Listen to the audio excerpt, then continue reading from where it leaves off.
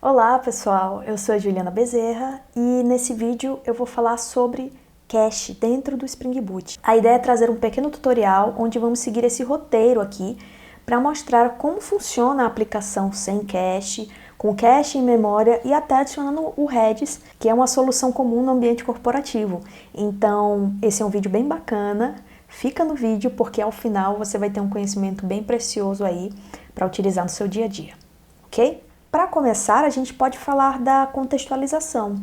O que acontece quando a gente não usa cache? O que a gente pode observar é que os dados na web vêm crescendo a passos largos, né? E por isso, técnicas de otimização cada vez são mais necessárias. Aqui nesse exemplo sem cache, perceba que ao consultar um recurso, sempre que esse recurso é consultado, eu tenho que bater lá no service, que bate no banco de dados e o banco de dados começa a receber uma rajada de requisições. E esse comportamento, dado que eu consultei o mesmo recurso, poderia ser melhorado, na verdade, se esse for um recurso que não muda com frequência. Por que não, ao invés de executar uma mesma consulta várias vezes, eu não poderia guardar o resultado, depois da primeira consulta, e utilizá-lo mais tarde? Essa é a ideia base do cache. Ao invés de a gente sempre ir ao banco, todas as requisições, a gente vai consultar essa área especial chamada de cache. E aí o dado vai ser mais rapidamente entregue aí para o cliente e também a gente não vai onerar o nosso banco de dados. Então o que a gente vai fazer aqui agora para exercitar esse uso do cache é criar um sistema de e-commerce que consulta produtos. E aí quando a gente faz as requisições a esse sistema, a gente vai comparar a abordagem sem cache com a abordagem com cache. Então, sem mais delongas, vamos começar aqui o projeto. Vamos lá, vou criar um projeto aqui no VS Code, tá bom? Maven Project 3.3, Java, BR com Juliana Bezerra. Vou chamar de tutorial cache. Ele vai ser um jar, vai ser Java 17. E a gente vai, por enquanto, não vamos colocar nenhuma dependência. Então, seleciono aqui. Salvei no meu local desejado o projeto, vou abrir e temos o projeto inicial criado. Então a gente vai, por simplicidade, editar todo o código aqui, tá bom? Inicialmente eu vou criar um recorde aqui para representar, deixa eu tirar isso aqui, vou criar um recorde para representar um produto. Esse produto vai ter um ID, nome e descrição. Ok? Agora eu também vou ter um service chamado Product Service. Vamos subir aqui para deixar melhor de ver. Product Service, que vai ter um método que retorna um produto e ele vai ser chamado getById. Então, dado um ID, ele vai me retornar o produto encontrado. A gente pode até colocar aqui uma mensagem buscando produtos. E aí, para a gente focar aqui no comportamento do cache, vamos manter esses produtos mesmo em memória, tá? Então, eu vou criar aqui um mapa de produtos, só para a gente ter alguns elementos aqui para buscar. E aí, no final, eu retorno aqui o meu products get e a chave será o ID, então é só passar o ID aqui para consulta, tá bom? Como essa consulta é em memória, ela é muito rápida, eu estou simulando um banco de dados, eu vou introduzir uma latência aqui, que é um atraso nessa consulta, para que fique perceptível que quando a gente não usa cache, a gente acaba comprometendo o tempo de resposta do serviço. Então vou criar um método aqui, simulate latency, para simular a latência. A gente cria ele aqui. E esse método simplesmente vai esperar aí, vamos colocar um tempo de 2 segundos. 1 segundo tá legal, para não ficar muito demorado, certo? Então agora se a gente chamar esse serviço, vamos ter essa espera de 1 segundo e vamos ter o retorno do item em questão. Para a gente fazer esse teste aqui, a gente vai criar um bin do tipo application runner, que vai ser um runner. Eu vou injetar o product service aqui. E aqui eu vou retornar a execução que eu quero realizar quando eu executar o meu programa, tá? Então, por exemplo, eu copiei uns prints aqui para a gente dar uma olhada.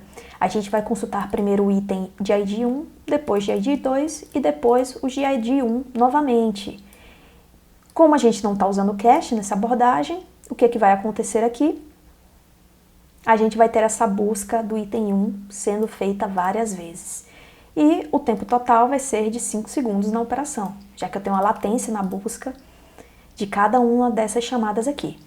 Vamos ver isso aqui na prática?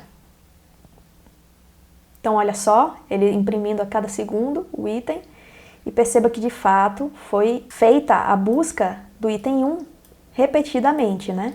Então a gente poderia ter uma economia aí de 3 segundos se a gente colocasse essas informações aqui em cache desse produto que muda poucas vezes, por exemplo, né, numa plataforma de e-commerce, talvez não mude tanto as descrições, né, o produto em si, só o preço.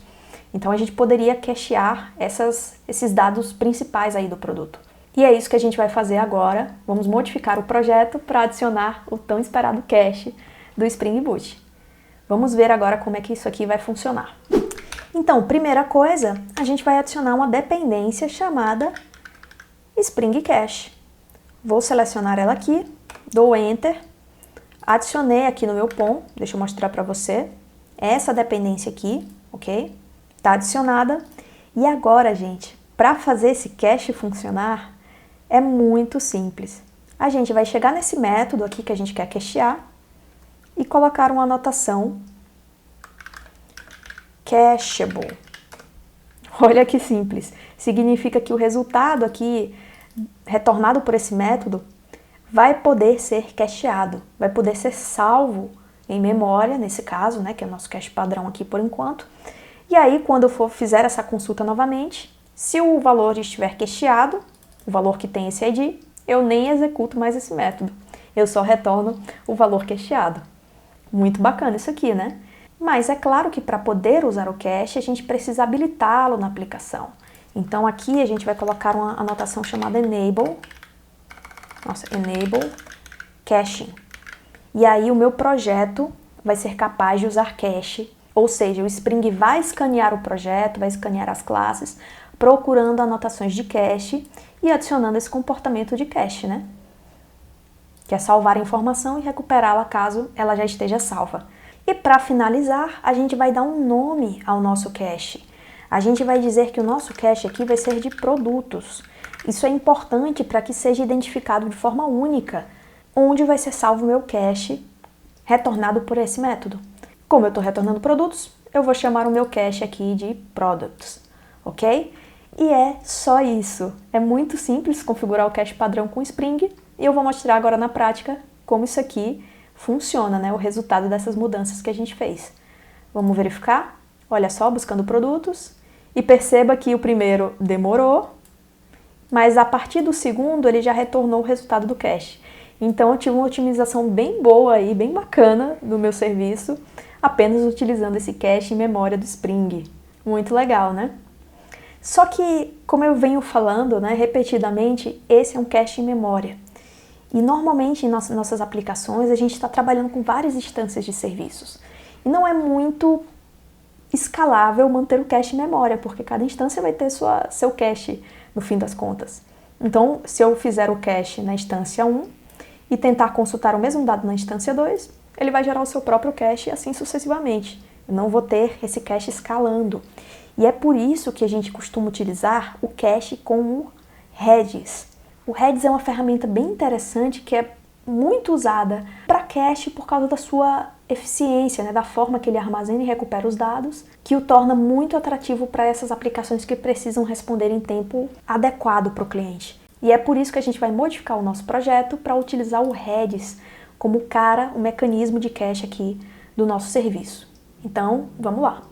Primeiramente, a gente vai abrir aqui o Application Properties e a gente vai adicionar uma propriedade chamada spring.cache.type. Olha só, dá para escolher o tipo de cache utilizado pelo Spring. E o Spring suporta várias ferramentas, até além do Redis, tá? Mas aqui, nesse caso, como a gente quer usar o Redis, a gente informaria dessa forma. E é claro, né, porque a gente vai usar o Redis, a gente precisa ter uma dependência no projeto que trabalhe com o Redis. Que nesse caso, a gente vai adicionar aqui um starter, seria o Spring Data Redis. Esse cara aqui tem a versão reativa, para quem está usando a API reativa do Spring, e tem a versão não reativa, que é essa aqui que a gente vai selecionar. Vou dar Enter, proceder com a mudança, e veja que ele adicionou aqui essa dependência no nosso projeto. E agora o que vai acontecer? Vou fechar aqui. Agora esse dado do produto vai ser salvo pelo Redis. Então, para que a gente consiga salvar essa informação, ela precisa ser serializável. Ela precisa ser convertível, vamos dizer assim, para um formato que o Redis compreenda. Por isso, a gente vai precisar implementar a interface serializable. Esse carinha aqui, tá bom? Tornando esse record aqui serializável, ele vai poder ser, os objetos, né, desse tipo vão poder ser armazenados pelo Redis. E a gente não vai ter problema ali de serialização e deserialização durante o salvamento das informações. E é basicamente isso. Essas são as mudanças que a gente precisa fazer para usar o Redis como mecanismo de cache. Então perceba que o Spring Cache, ele é uma biblioteca, vamos dizer assim, independente de provider, né, de provedor para o mecanismo de cache. Então aqui, de forma transparente, eu mudei do mecanismo em memória para o mecanismo utilizando o Redis no meu cache. Isso é que é bacana aqui do framework. Mas agora a gente precisa do Redis, né? Do Redis executando para ele ser utilizado aqui para o cache em si. Então a gente vai abrir aqui o terminal e a gente vai usar o Docker para executar esse Redis. Então eu vou executar aqui um Redis com esse comando. Aqui eu estou dizendo que eu estou chamando esse container de myRedis, colocando ele na porta 6379, que eu estou expondo aqui local, executando em background e executando essa imagem aqui. Aqui eu não vou entrar em detalhes sobre o Docker, acho que é algo que a gente pode usar sem entender muito bem o que faz, porque evita muitas instalações desnecessárias nas nossas máquinas, né? Então é por isso que eu vou executar com esse comando aqui, o Redis. Então comecei a execução, em tese, aqui se a gente usar o Docker PS, veja que está executando, né? Está up aqui o status. Então eu tenho o meu Redis ativo. E agora é a hora da verdade. Eu posso testar a minha aplicação. Vamos ver, executou. Realmente teve um cache aqui, né? Foi rápida essa parte da execução. Mas tá igual como estava antes em memória, na verdade. Só que agora eu vou mostrar uma diferença para você. Dessa primeira vez, perceba que foi buscado o produto 1. Como a gente usa o Redis e ele tem um mecanismo de armazenamento persistente, se eu executar de novo aqui, esse cara já vai estar no cache. Quer ver? Vou executar novamente esse serviço e perceba que o buscando produtos nem foi impresso, porque o 1 e o 2 já foram recuperados do cache. Muito legal isso aqui, né? Então essa também é uma diferença, né? Como o mecanismo é persistente, agora se eu tiver múltiplas instâncias usando o cache na minha solução, eu consigo escalar, porque todas vão apontar para o mesmo Redis, ou mesmo para um cluster aí de Redis. E até para mostrar para você o resultado aqui no Redis, a gente pode executar esse Redis aqui, pode utilizar o Redis CLI, que é o cliente do Redis, e a gente pode verificar aqui quais foram as chaves armazenadas. E perceba que aquele nome de cache que eu coloquei está sendo referenciado aqui, juntamente com o ID do produto em questão, que é alvo aqui do meu cache. Se eu, por exemplo, obter o products 1, eu vejo esse conteúdo serializado aqui, ó, perceba que dá para identificar algumas coisas, né? Aqui é o produto, aqui eu tenho a descrição, então tá tudo aqui dentro. E esses dados podem ser desserializados quando eu fizer a consulta lá no serviço, que foi o que aconteceu, né? Eles são retornados para mim rapidamente pelo Redis. Então é isso, a gente conclui agora o tutorial, onde a gente falou sobre a motivação do cache, mostramos como é uma aplicação sem cache, qual o problema que a gente tem para resolver, adicionamos esse cache aqui, padrão do Spring, que é feito em memória com um mapa armazenando os dados, né? E falamos até dos prós e contras dessa abordagem. Ela é muito simples de implementar, mas Num cenário de escala, ela não funciona muito bem. E aí, seguimos com a implementação adicionando Redis para cuidar desse cache para nós. E vimos como ele performa, inclusive em outras execuções, onde ele mantém a informação do cache, e por isso eu não perco essa informação em diferentes instâncias. Todas vão apontar para o mesmo cache e vão ter aí a sua performance melhorada, tá ok? Então é isso. Você pode consultar o link do projeto aqui na descrição do vídeo. Mas é claro, né, isso aqui é uma introdução, um tutorial simples, tem muitos desafios relacionados a cache. A gente nem falou de expiração de cache, de dados desatualizados, cache em múltiplas instâncias, com um cluster de Redis, por exemplo, não apenas um Redis único, né, que se tornaria um único ponto de falha. Então, se você gostaria de saber um pouco mais sobre esses assuntos, curte aqui o vídeo, para dizer que ele foi útil para você, comenta o que você gostaria de ver nos outros vídeos e compartilha com os colegas, se inscrevendo no canal também para me dar esse apoio, para que eu possa trazer mais conteúdos aqui para o canal, tá bom? É isso, espero que você tenha gostado do vídeo e até a próxima!